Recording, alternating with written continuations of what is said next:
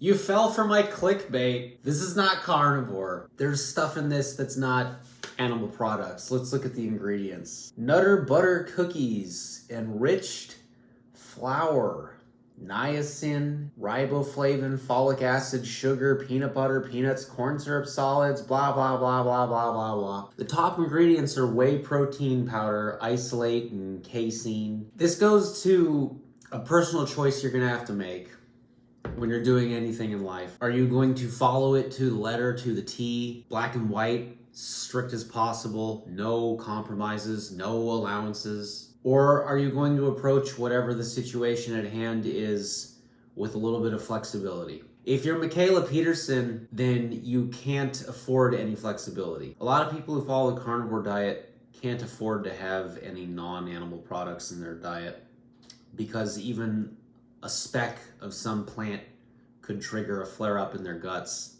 and cause all sorts of complications and issues for them. But if you're following the carnivore diet, or any diet really, not out of necessity because of diseases or ailments or illnesses that you have, but for more allowing reasons like it just lets you control your hunger more, or you're finding more success with your physique goals with the diet, like the carnivore diet, for example, then you might be in a situation like mine where you can afford to make compromises and not be 100% strict.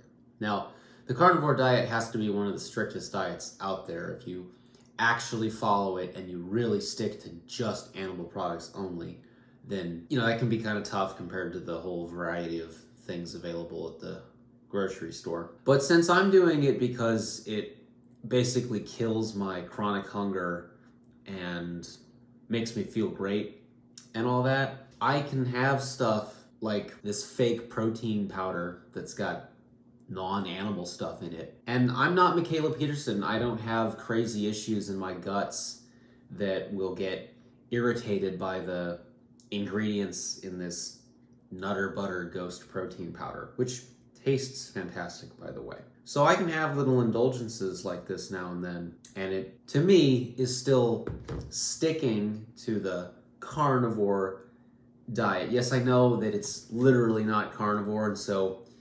extremists or idealists or whatever, they'll say, oh, this guy, he's just doing his own thing. He shouldn't be saying that he does carnivore. Well, fine, fair. You know what? You're right, if you're going to be black and white about it. But that's fine, because, I'm not doing this for religious reasons. I'm just doing it for me because it's what works for me and it makes me feel great. So, in my fridge, I've got like 13 pounds of smoked pork belly and pork butt. And that's what I've been eating every day for like nearly a month. It's just pork. And like sometimes I have eggs. Sometimes I'll have milk in my shaker bottle with protein powder at the gym. But like over 90% of my caloric intake is just coming from smoked pork. And I'm not eating any plants or fruits. The only non-animal products that I'm getting would be the additives in the flavored protein powders that I eat. Or I like to have coffee, which is a very divisive topic on a lot of carnivore diet subforums. People will really raise a ruckus over coffee. What I've found on that topic, the topic of coffee, is that people like Michaela Peterson, who have very limiting diseases and issues, which force them to have extremely strict, narrow diets, like Michaela only eats lamb, if I recall. Well, they can't have coffee. And a lot of people who do the carnivore diet do it because they have those issues.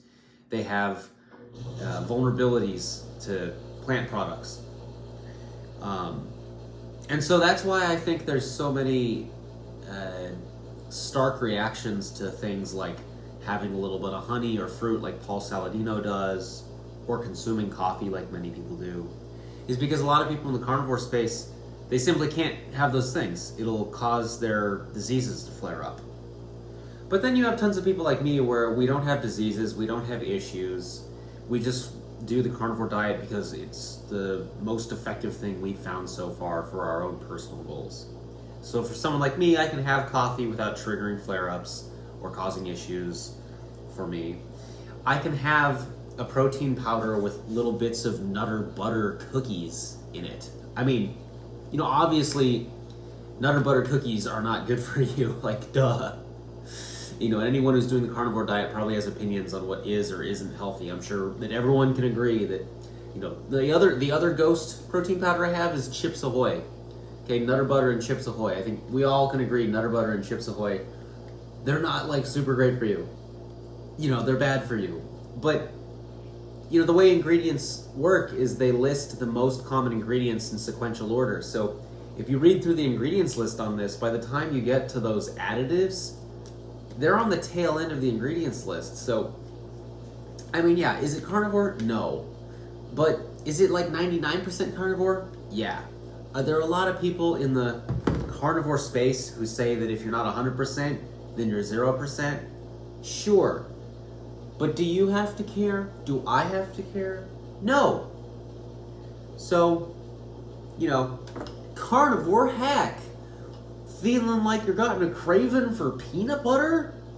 Then here's animal products peanut butter. It's literally not animal products, but who cares? It's like, what, 1%, 10% not animal products? Unless you're in that group of people who do carnivore because you have crazy diseases, which, you know, sucks for you, I'm sorry. Hopefully we can, you know, fix that somehow with medicine. In the meantime, we're fixing it with diet. Unless you're one of those people, then carnivore hacks!